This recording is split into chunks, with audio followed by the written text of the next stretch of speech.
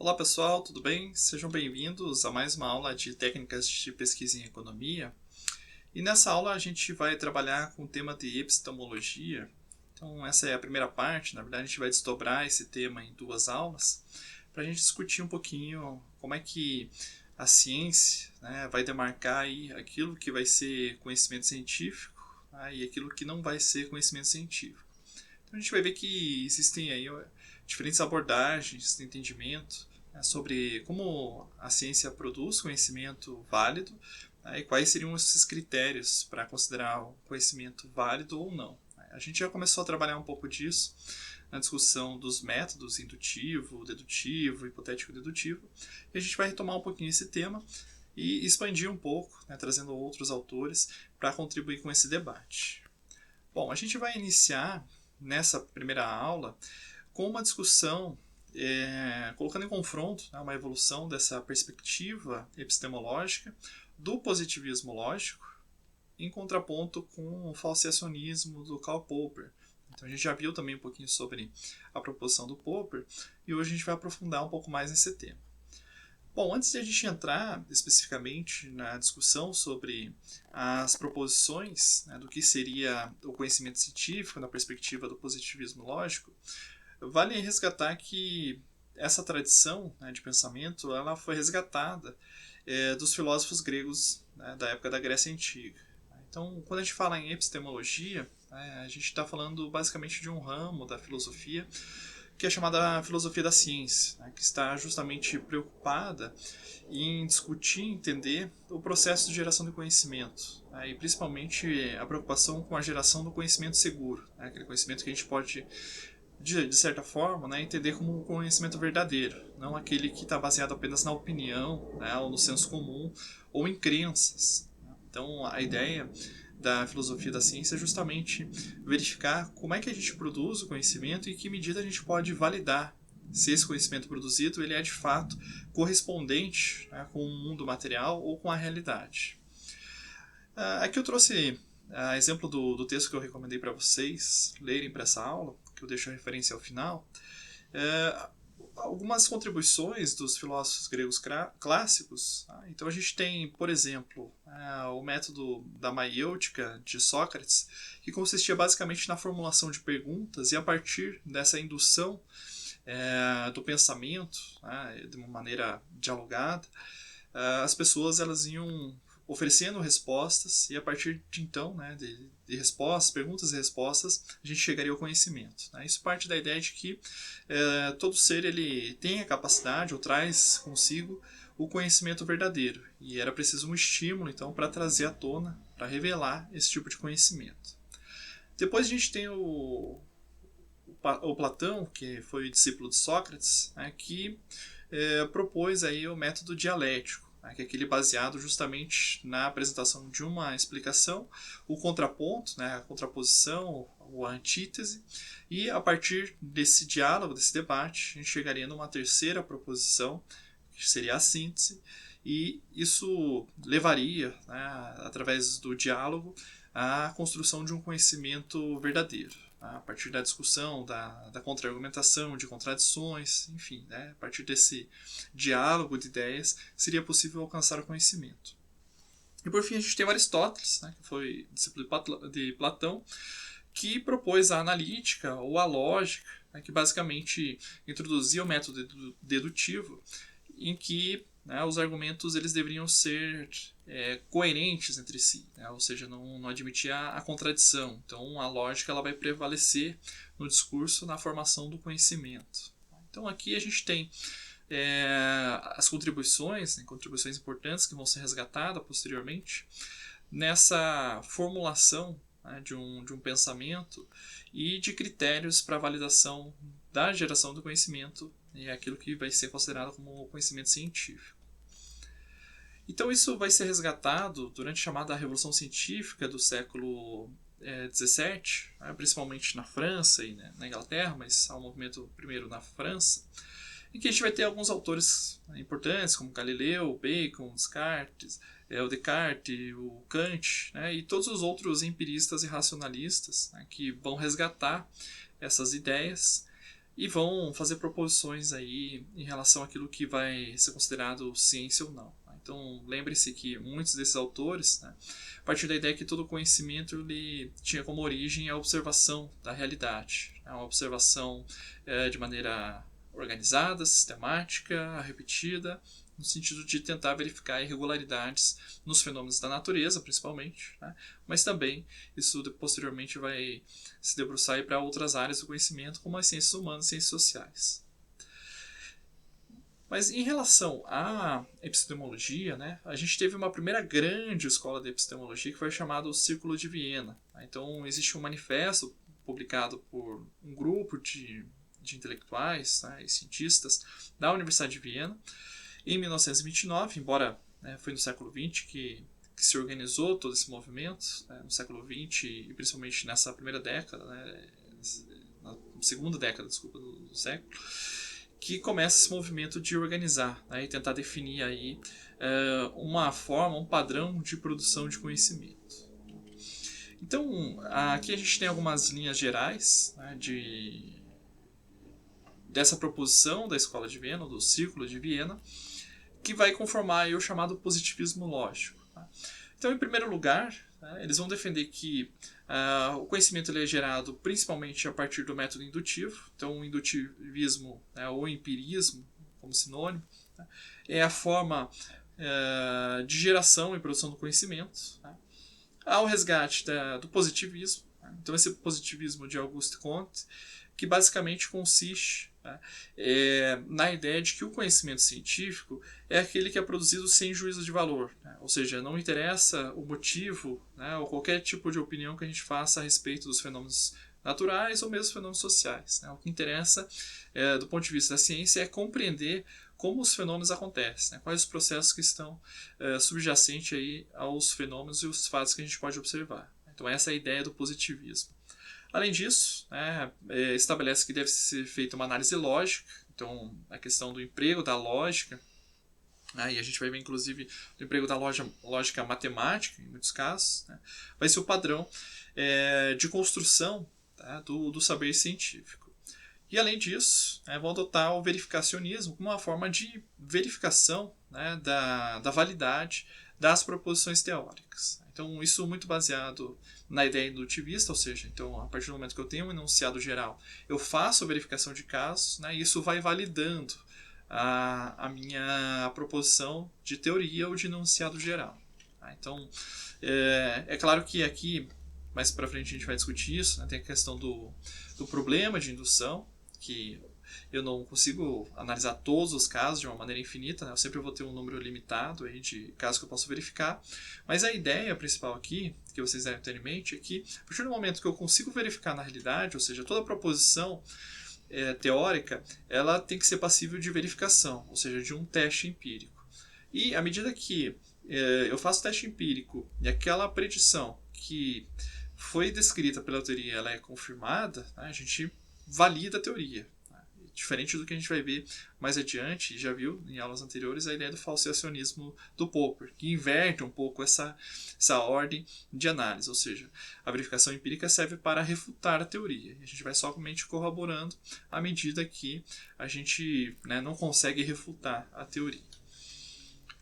Bom, além disso, a gente tem algumas ideias centrais, que é a ideia, né, justamente empirista e positivista, que remete, né, ao estudo do mundo real, ou seja, a partir da aplicação do método indutivo e tendo em conta que o que interessa na produção do conhecimento científico é entender como as coisas funcionam. Né? Não importa o motivo, a razão, ou se a gente gosta ou não da maneira como as coisas sucedem. Então, isso remete também a uma posição de neutralidade em relação aos objetos que a gente está analisando, justamente para ter objetividade na análise. Também, dentro desse positivismo lógico, existe uma concepção unitária de ciência. Ou seja, que todas as ciências, né, elas devem compartilhar de um mesmo método, né, de estudo. E aí, basicamente, os estudos das ciências naturais, principalmente da física, né, vão funcionar como um tipo metodológico ideal, né, ou seja, esse chamado fisicalismo, né, vai levar a esses pensadores a desenvolver uma proposta em que todas as ciências, inclusive as ciências humanas e naturais, devem empregar, né, métodos bastante objetivos, com lógica, matemática e coisas afins, né, de maneira similar ao da física, por exemplo. Tá?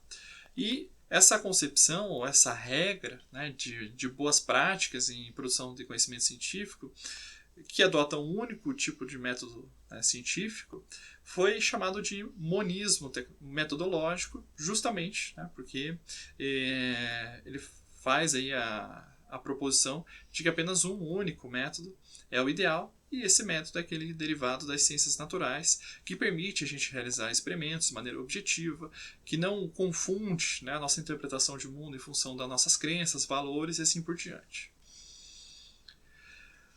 Bom, então como eu havia mencionado, né, vai ser sugerido também a formalização das teorias de acordo com a lógica matemática, mesmo, né, se a gente está falando de ciências naturais, ciências humanas e sociais. Né, então, a própria economia ela vai adotar isso, né, principalmente a partir da Revolução Marginalista. Tá? Então, a lógica matemática como um ideal, e tendo a física, né, como uma ciência de referência para a elaboração das ciências econômicas.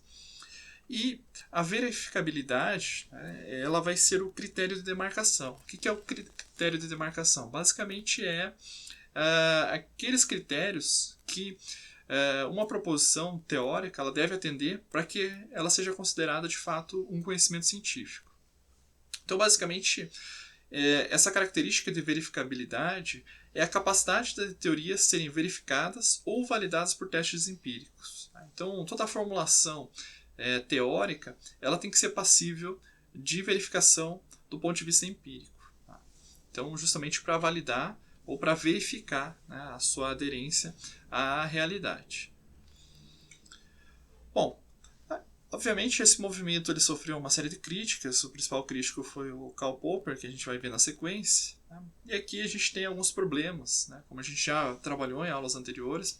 O primeiro deles é o problema de indução, no sentido de que a gente parte da ideia de que o passado, né, é representativo do que vai acontecer no futuro, ou seja, eu estou observando frequentemente, né, que o Sol nasce todas as manhãs, e eu parto do pressuposto que isso vai acontecer de maneira infinita, né, ou seja, o futuro vai repetir aquilo que eu observei no passado. Tá?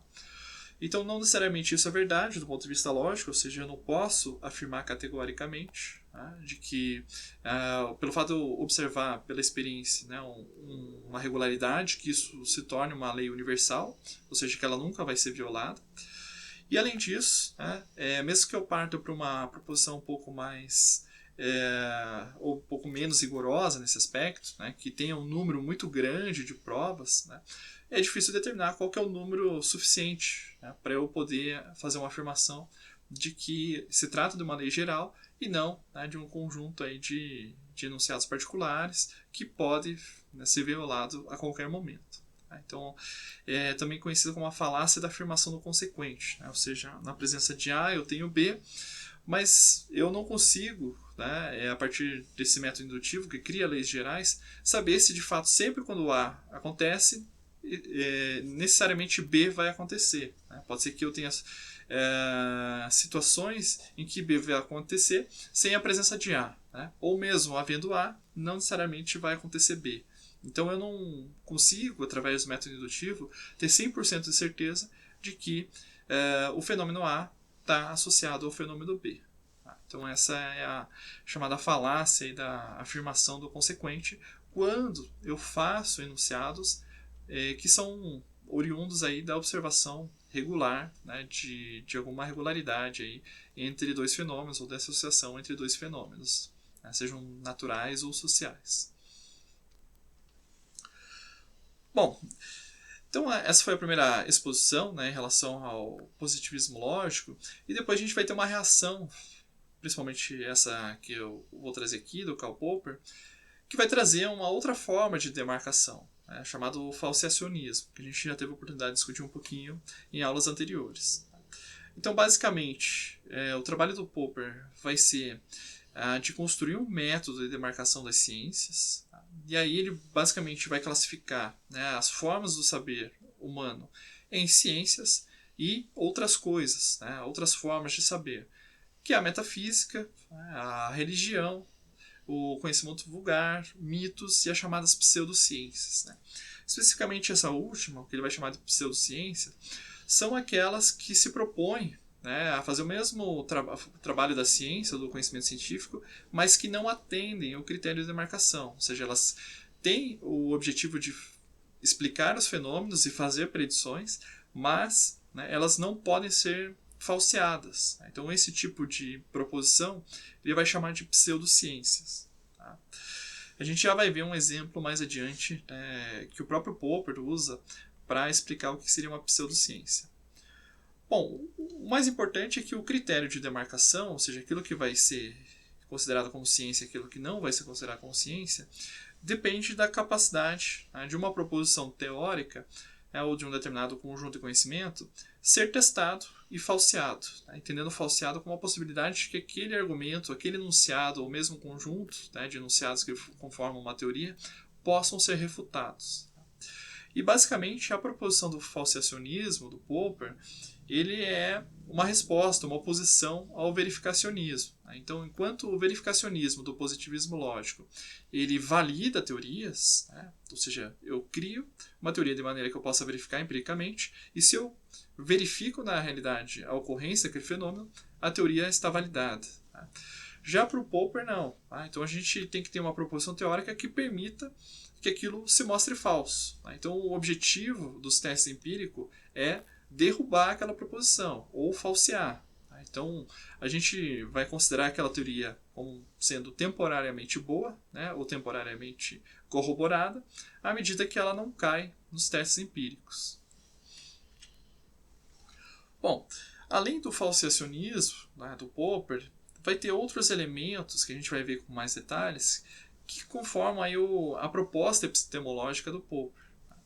Então, a gente tem o falseacionismo, né, que é esse critério de demarcação do que é conhecimento científico e o que não é.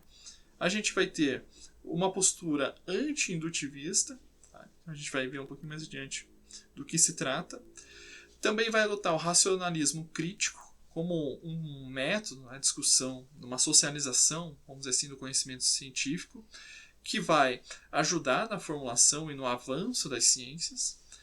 A ideia de que há um crescimento do conhecimento à medida que as teorias vão ganhando conteúdo empírico e vão resistindo aos testes de falseabilidade. E também, né, toda a proposição do Popper vai estar assentada num realismo.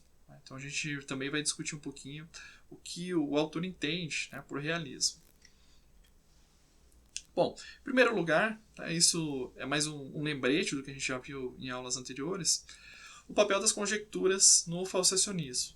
Então, basicamente, para o Popper, ele parte da ideia de que um único enunciado particular ele pode refutar um enunciado geral, ou seja, então essa ideia de ter a possibilidade de refutar uma teoria, né, ela vai acontecer à medida que eu consiga verificar empiricamente, né, ou fazendo o teste empírico, eu tenha um caso contraditório. Tá? Para ele, a boa teoria é aquela que pode ser refutada. Então, isso vai ser uma coisa bastante importante, porque vai ser considerado conhecimento científico aquilo que está escrito, né, ou pensado, organizado de tal forma que me leve à possibilidade de testar, né, verificar empiricamente se aquelas afirmações se sustentam ou não. Tá? Ou seja, toda a teoria ela tem que estar sujeita à rejeição ou à corroboração. Tá? E para isso, é necessário que a linguagem científica seja muito precisa, né? Ou seja, é uma condição sine qua non, né? Sem a qual não é possível produzir conhecimento científico. Tá? E é interessante também que o próprio Popper vai colocar que toda teoria é boa quando ela proíbe certas coisas de acontecer. Tá? Ou seja, eu estabeleço a relação entre causa e efeito, principalmente, de maneira bastante precisa, que permita que determinadas coisas aconteçam, mas que também proíbam que determinadas coisas aconteçam. Ou seja, a partir do momento que eu faço uma afirmação, essa afirmação é específica o suficiente para que ela possa ser refutada. Ou seja, que eu não possa encontrar argumentos não explícitos que justifiquem caso a proposição teórica ela não passe no teste empírico. Então essa é a ideia, né, da precisão de linguagem que o Popper vai sugerir como um critério importante aí na produção do conhecimento científico. Então, por exemplo, as chamadas pseudociências, né, que o Popper vai comentar, ele traz o caso da astrologia. Que a astrologia ela também procura explicar por que as pessoas são assim, por que determinadas coisas acontecem na vida das pessoas, e também ela tem a pretensão de fazer previsões sobre o futuro. Só que a astrologia ela trabalha com uma série de enunciados, né, que não podem ser falseados. Então, por exemplo, né, pegar aí pessoas de qualquer signo, né, e que é muito comum, né, nessas previsões de astrologia que estão nos jornais, na internet e assim por diante. Aqui a gente tem esse exemplo. Pessoas do signo X, pegar aí, sei lá, estão no mês de Libra, né? Então, pessoas do signo de Libra poderão ter sorte no amor nessa semana. Tá? Então, da maneira como está colocado, tá? Isso, na perspectiva do Popper, ele traz nenhum conhecimento empírico. Por quê? Porque se uma pessoa que é do signo de Libra, nesse exemplo, né, nessa semana, né, encontrar uma pessoa e começar a namorar, por exemplo, né, isso está reafirmando, está validando, está corroborando com a proposição que foi colocada nessa primeira frase. Por outro lado, né, se nada acontece na vida dessa pessoa, a gente não pode afirmar que o enunciado ele está equivocado, né, ou refutar o enunciado. Por quê? Porque a palavra poderão, né, ela traz todas as possibilidades. Né? Pode ser que você tenha sorte no amor e pode ser que não. Tá? Então, não tem como refutar. Né? Porque as duas possibilidades estavam postas. Tá? Então, do ponto de vista científico, eu não consigo refutar isso.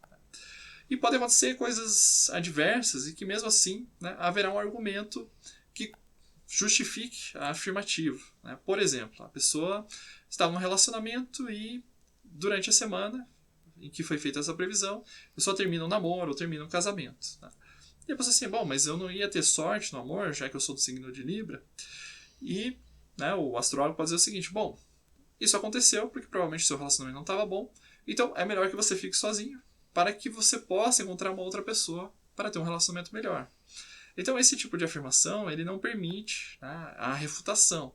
Por isso, né, ela não pode ser considerada como um conhecimento científico, né, porque justamente não passa pelo critério da demarcação, que é o falsacionismo proposto por Popper. Tá? Então, nesse caso, Popper vai considerar que a astrologia não é uma ciência, assim como outras proposições que vocês vão ler no livro, né, da psicanálise do Freud. Né? Então, enfim, dada a ambiguidade ou a imprecisão das colocações, né, das proposições teóricas, a gente não tem como refutar, não tem como fazer um teste empírico que permita, né, que aquela afirmativa se torne falsa. E se ela não pode ser tornada falsa, ela não é científica. Bom, um outro aspecto, né, da proposição do Popper é o anti-indutivismo. Tá?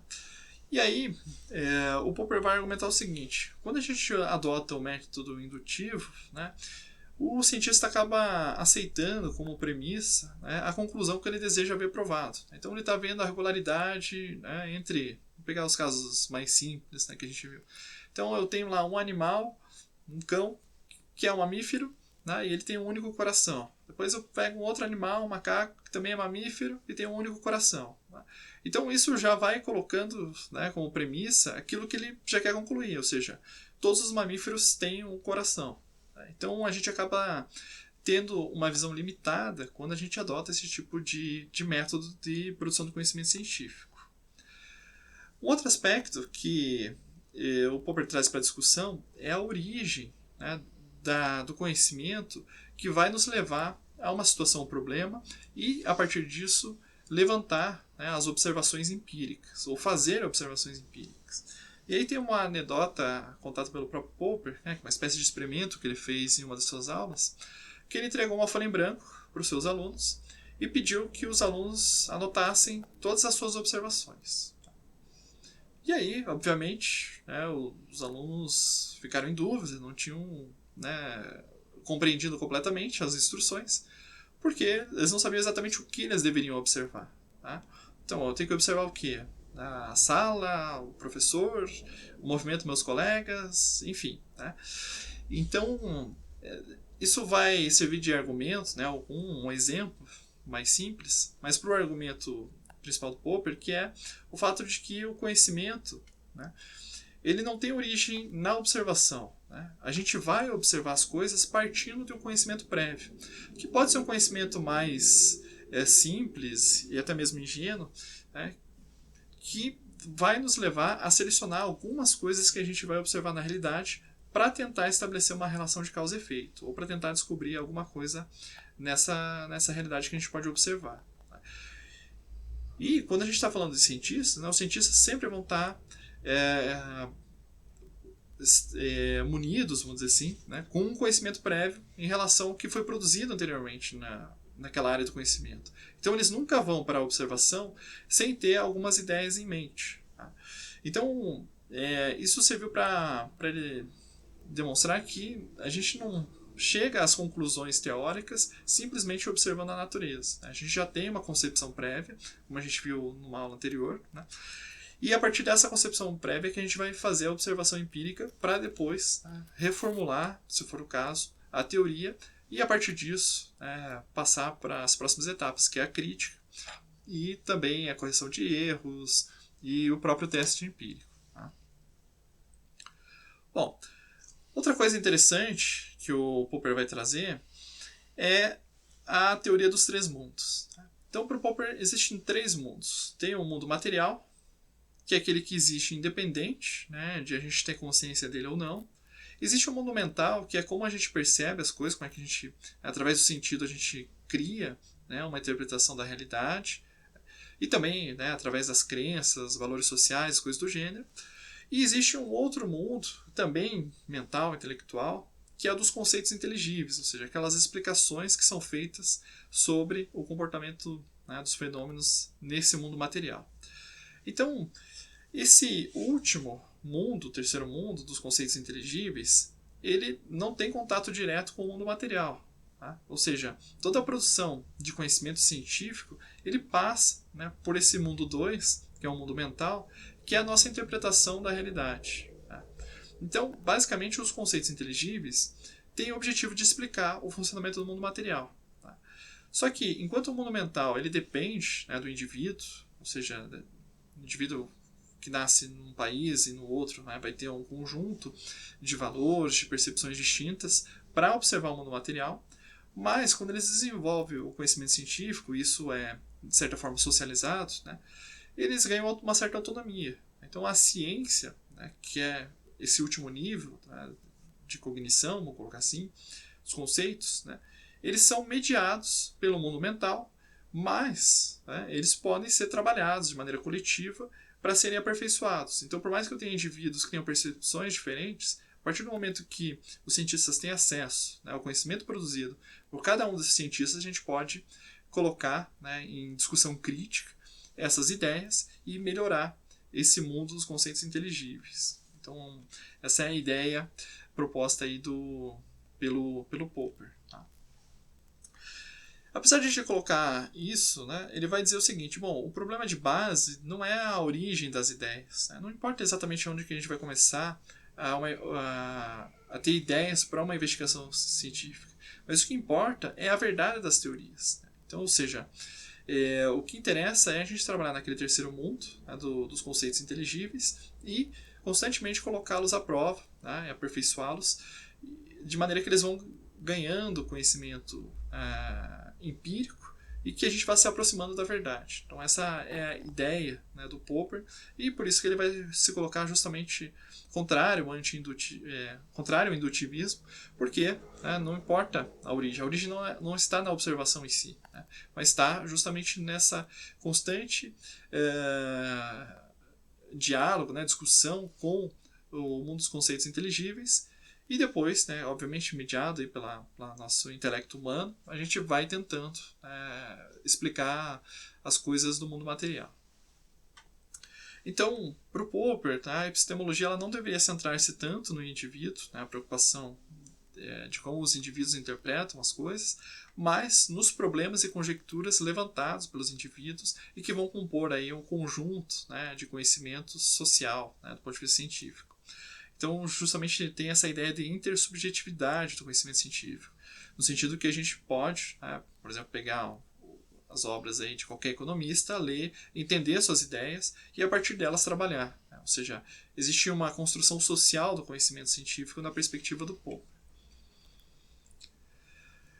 Bom, um outro aspecto, né, da sua proposição é a ideia do racionalismo crítico. Então, o racionalismo crítico basicamente é essa forma, né, de avançar do conhecimento científico, na sua perspectiva, em que, a partir da identificação de um problema inicial, o P1, que pode vir, né, com conhecimento mais simples ou mesmo de problemas em formulações teóricas anteriores, a gente faz, né, uma série de conjecturas ou cria a chamada teoria tentativa, né, a TT, e essa teoria tentativa ela vai passar aí por um crivo que é a discussão crítica entre os pares, entre outros cientistas. Né? Então, a gente tem as publicações, tem as apresentações de trabalhos científicos em seminários.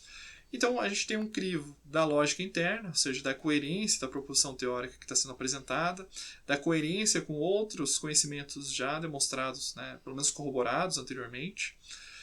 E também vão ter os testes empíricos. Né? À medida que a gente vai verificando, colocando à prova, né, com testes empíricos, a gente vai eliminando erros, né, daquela proposição inicial e vai corroborando alguns aspectos do que foi proposto. Então é a partir disso que a gente vai avançando na produção do conhecimento científico, e a partir que tem essa discussão crítica e a eliminação de erros, né, a gente passa por uma segunda proposição, né, para P2, que vai reiniciar o ciclo. Né? Então essa proposição 2, né, esse problema, a situação problema 2, que vai ou aperfeiçoar a proposição 1 ou colocar novos problemas científicos para serem pesquisados, né, vai levar a novas conjecturas ou novas teorias tentativas e reinicia o processo de discussão crítica e de eliminação de erros, principalmente através dos testes de falsificabilidade, os testes empíricos.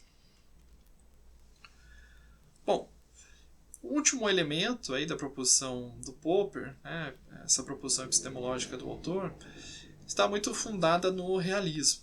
Então, essa ideia de realismo, que não é propriamente do autor, mas que ele resgata, né, de autores anteriores, é a ideia de que existe um mundo material independente da consciência dos indivíduos, né? E que o cientista ele deve buscar sempre a descrição verdadeira do mundo.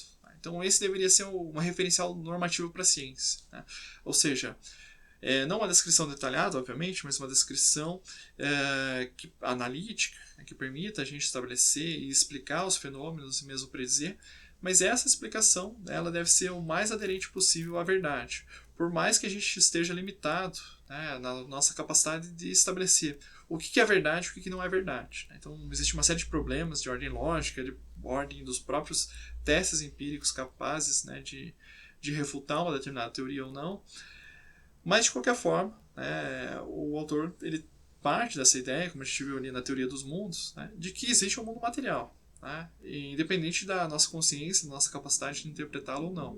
E que a missão do conhecimento científico é justamente essa, né? Chegar o mais próximo possível e de maneira progressiva a essa verdade. E com isso, né, o autor ele tem essa ideia, essa concepção de que à medida que a gente vai refutando teorias falsas, né, e vão sobrevivendo, né, teorias que são corroboradas, a gente vai avançando para mais perto da verdade. Então, a ideia de que as teorias que resistem aos testes empíricos avançam na linha do tempo e as teorias refutadas ficam pelo caminho. E à medida que a gente passa por aquele processo de discussão crítica e de eliminação de erros, né, o conteúdo de verdade das teorias tende a aumentar.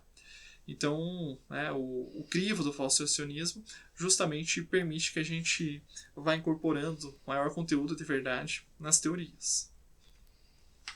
Então, aqui a gente tem um gráfico do livro que eu deixei para vocês, que é bastante interessante. Então, aqui a gente tem uma linha do tempo no eixo X, e aqui o grau de conhecimento que nos vai colocando mais próximo da verdade. Né? Então, imagine que aqui a gente tem uma série de teorias, tentativas que foram refutadas. Então, a gente tem uma teoria T1 que ela foi corroborada. Então isso leva a uma reformulação, né? Outras teorias vão sendo refutadas, para T2, T3 e assim por diante. Tá? À medida que a gente vai aperfeiçoando o corpo teórico, tá? A gente vai também se aproximando da verdade. Então a gente vai ser capaz de fazer mais predições, de explicar com maior precisão relações de causa e efeito, tá? Até que a gente vai ganhando. Né? Não que necessariamente a gente vai chegar na verdade absoluta, não é essa a ideia, mas que a gente vai se aproximando, né? Cada vez mais da verdade.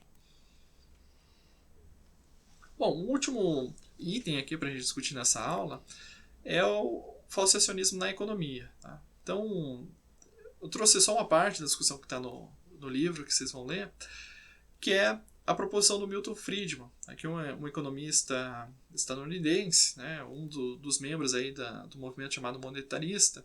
Ele escreveu esse artigo em 1953, a metodologia da economia positiva, né, em que ele tenta aplicar a proposição do Popper, mas a gente vai ver que tem algumas diferenças fundamentais. Né?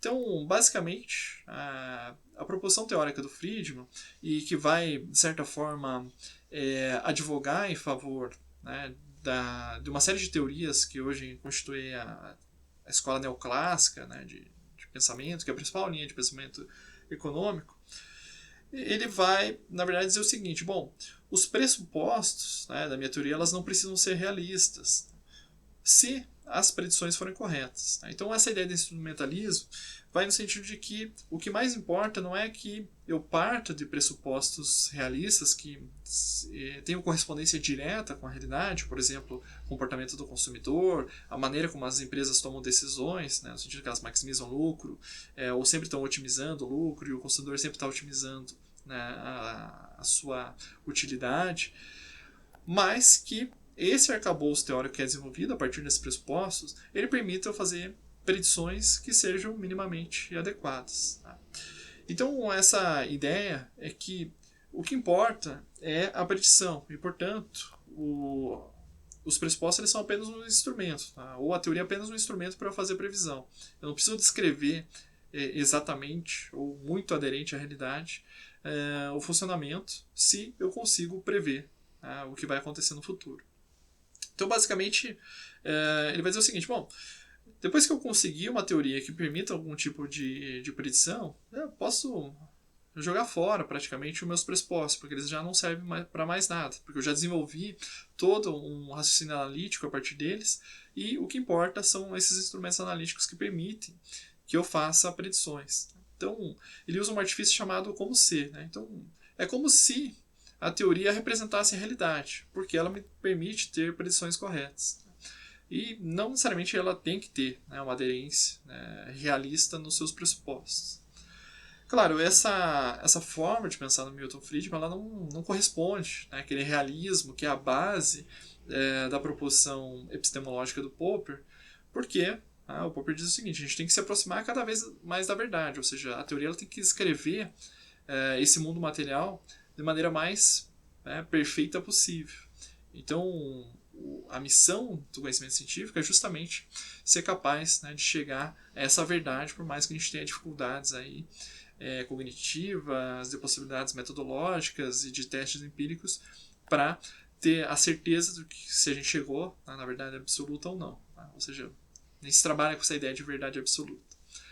Enfim, então aqui é só, né, uma ilustração de um dos casos. Vocês vão ver durante o curso de economia, né, essa discussão, por exemplo, dos monetaristas keynesianos, e que no plano de fundo, né, justamente está essa questão de qual é a epistemologia, né, que está por trás, né, o que se considera como ciência e o que não se considera como ciência. Então isso também faz parte aí do plano de fundo, né, da discussão entre as diferentes vertentes teóricas que existem na economia. Bom, a gente vai encerrando por aqui. A referência para essa aula é o capítulo 3 do livro do William Birney e da Brena Fernandes, Métodos e Técnicas de Pesquisa, tá? Cujo link está aqui e está disponível também lá no plano de ensino e na UFPR Virtual. Eu desejo aí a vocês uma excelente semana de estudos e nos vemos na próxima videoaula.